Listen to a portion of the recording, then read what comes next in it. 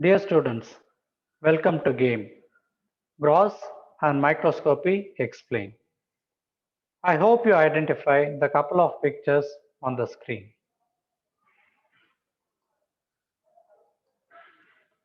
It is a case of actinomycosis. The significance of this is given in the enclosure, and it covers a lot of subjects including pathology, surgery, microbiology, and so on.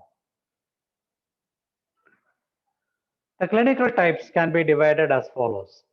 The main ones are the cervicofacial, thoracic, and abdominal. In the female, the pelvis is another site that can be affected. It is caused by an organism called Actinomycosis stele. It was thought to be a filamentous fungus, but has been found out to be a gram-positive bacteria. Clinically, the patient can be presenting with discharge of sulfur granules, and there can be a sunburst appearance. In this picture, I am finding a few sinuses which have healed.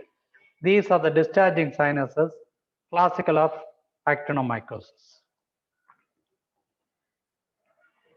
So, there is a lesion in which there is a tangled mass of hyphae, and towards the periphery, I am able to identify the individual hyphus.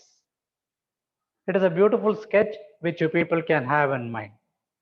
Also look at this picture, a black and white in which I can see very delicate but entangled mass of filaments. And this will definitely be the slide for you students. There is a hematoxylilic or a bluish entangled mass of filaments, and towards the periphery of it I am able to find a pink line. Still more in the periphery are the inflammatory cells, mainly neutrophils in this particular case. It is a normal common cell found in the oral cavity, but because of poor oral hygiene, periodontal disease, major surgeries, radiation, and immunosuppression, a patient can manifest actinomycosis. A superb picture retrieved, and in this I am finding tangled mass of hyphae. These are here, and towards the periphery I find that there are very fine delicate filaments. In this there is an artifact. An artifact is like this because it's a clear space that has been created because of processing or section cutting.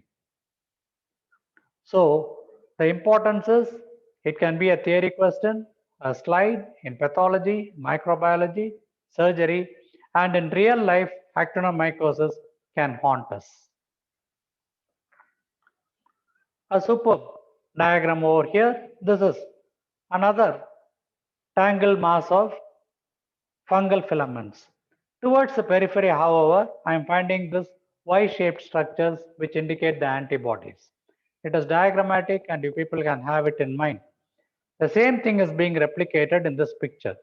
Here it is a tangled mass of filaments. I am not able to find out the individual filaments, but towards the periphery there is a pinkish zone that is covering almost the entire one.